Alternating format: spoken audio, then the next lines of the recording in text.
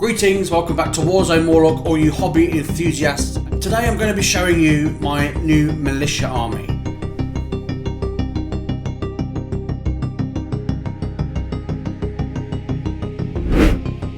Welcome back to Warzone Morloc. Today I'm going to show you this knight, because I forgot to add it to the last video. It does have a militia man in the top, and he will be run as a militia styled knight. I just thought I'd add some glam shots before I go into the infantry. Behold! The infantry are definitely not Mordians according to Etsy, but essentially they are Mordians. These are from, I believe, One Stop Resin Shop. They are a one-piece model, so they required absolutely zero assembly, which really appealed to me. Initially, I only bought the first 10, just for something to paint because I really like the look of them. Before I knew it, I had about 60 to 70 odd of them because they're just so cool. And these guys form the bulk of my militia army.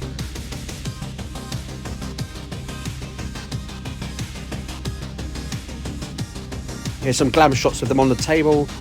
As you can see, they think they look fantastic on the board. I've added movement trays because obviously these guys die by the shovel load. Really cool. Again, I think I found the movement trays on Etsy very cheap. I did add some textured paste and some tufts to them just to give them a bit of earthing. Here is Captain Fleshheart in the flesh.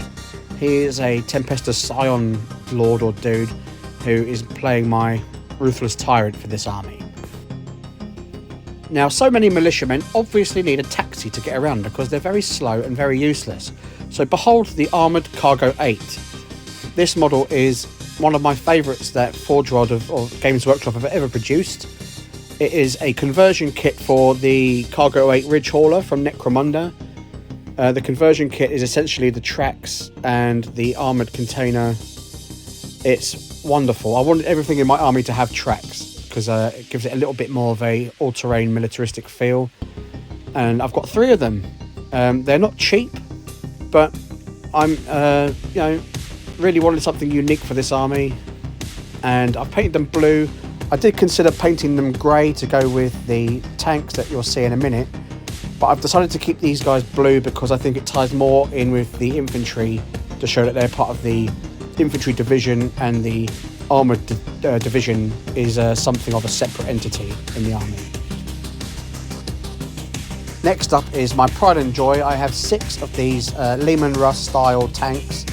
Again, I bought them from a seller on Etsy. I'll put the link on the screen in a second.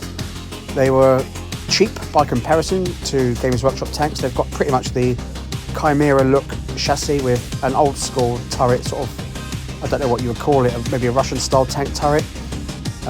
Very easy to put together. A very decent print. Yeah, there's a few print lines, but as you can see, with a bit of sponging and battle damage, they look absolutely fantastic. These guys were going to double up as some Tyrant's Legion forces for my Bad Ab War projects ongoing, but I think they fit in perfectly with any sort of militia army list. There's no locking sort of nut on the turrets, it's just a pop in and let it ride, but it works really well. And lastly for this video is the Mighty Baneblade. Thank you Vianetta Dave for sorting me out with this, because they're like rocking horse poo.